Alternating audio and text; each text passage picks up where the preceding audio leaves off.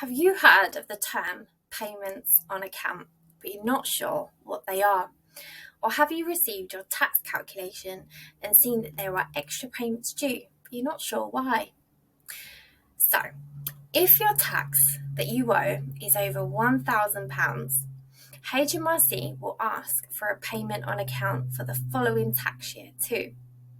There are 2 payments on account, each totaling half of the tax due for the previous year. Therefore, when you complete your return, you'll be asked to pay the tax owed for the year on the return, plus the first payment on account for the following year, also due by the 31st of January.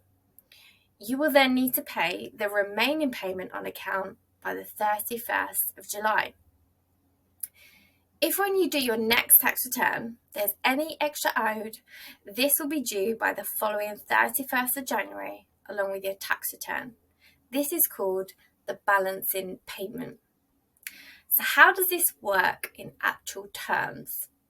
So we're going to use an example for the 21st and 22nd tax year, where there was, for example, £11,203 owed to HMRC for the year, and the following payments that would be required would be as follows.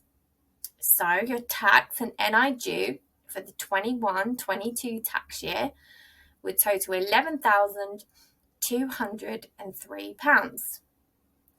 Plus the first payment on account for the 22-23 tax year, which is £5,601.50. So it gives you a total amount due by the 31st of January 2023 of £16,804.50. The second payment on account for 22-23 tax year due by 31st of July 2023 would be £5,601.50.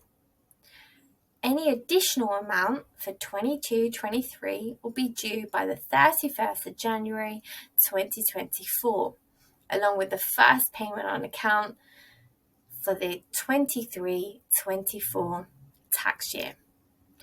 If when you do your next tax return, there is less tax to be paid, you can either reduce your second payment on account if the return is filed by the 31st of July, or you can request a refund or put towards the next year's tax due. We do hope that this makes a minefield of payments on account much simpler for you. And also, if you'd like to see this blog in a written format, please head over to our website where you can read the blog and see it sectioned out for yourself.